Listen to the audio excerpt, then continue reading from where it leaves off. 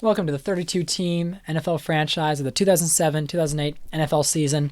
Here it is, the recap for the Seattle Seahawks, second in the NFC West, going 8-8. They were a potential wild card team, but just were not able to come away with it near the end.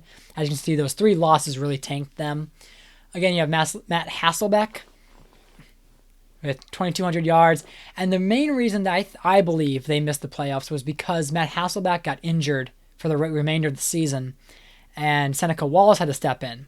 And you'll see some highlights from him because, he did a fair job with running the ball. He had 195 rush yards, 3 rushing touchdowns, but only 1,000 yards passing because he was more on his leg. As you can see, there's a lot of rushing highlights from him.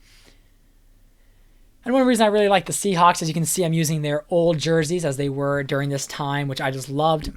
I'm a Browns fan, so obviously I have a second team I sometimes root for. And during the 2008 season and that time frame, Seattle was one of my second favorite teams that I would be supporting and rooting for. So it was fun being able to play with them again.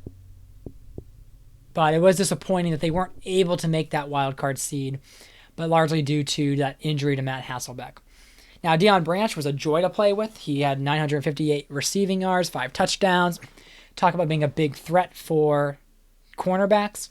I know in real life there was some work ethic issues that I think maybe got injured and then he just wasn't playing well for Seattle.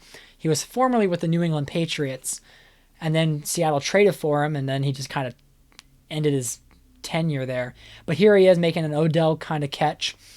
And let's just say, in this alternate reality, Deion Branch was one of the top receivers in the league, doing his thing, doing his job. And there's Bobby Ingram, the veteran, who did retire at the end of the season, I believe. And look at that juke. Made 2 people miss, and then just breezed right into the end zone. And again, he had 812 yards receiving. He was a reliable number 2 receiver for Seattle this season, whether it was Hasselbeck or Seneca Wallace. Marcus Pollard, the tight end, ended up having 3 receiving touchdowns. Again, they needed some improvement, so they did sign Visanthe Shianko from the Minnesota Vikings to help with their tight end room.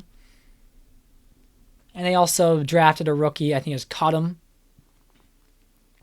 John Carlson was taken by the Bengals, so they weren't able to get him.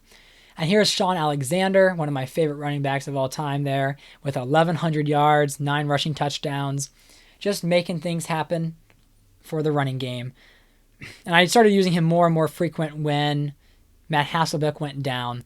But even then, as you can see, just a stud runner who gave so much life to the Seattle offense.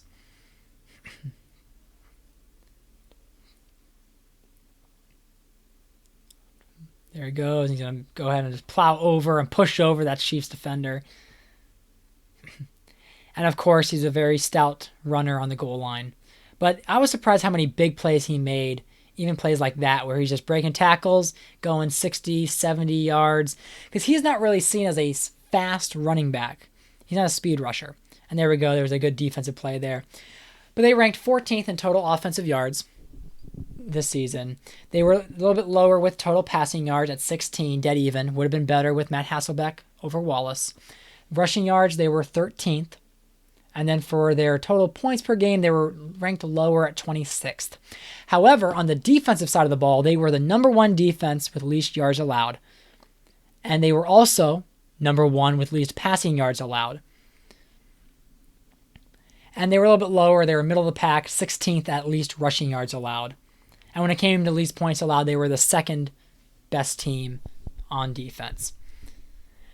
There it is, the 2007-2008 NFL season of the Seattle Seahawks, the 8-8 team. Looking forward to seeing how they bounce back next year.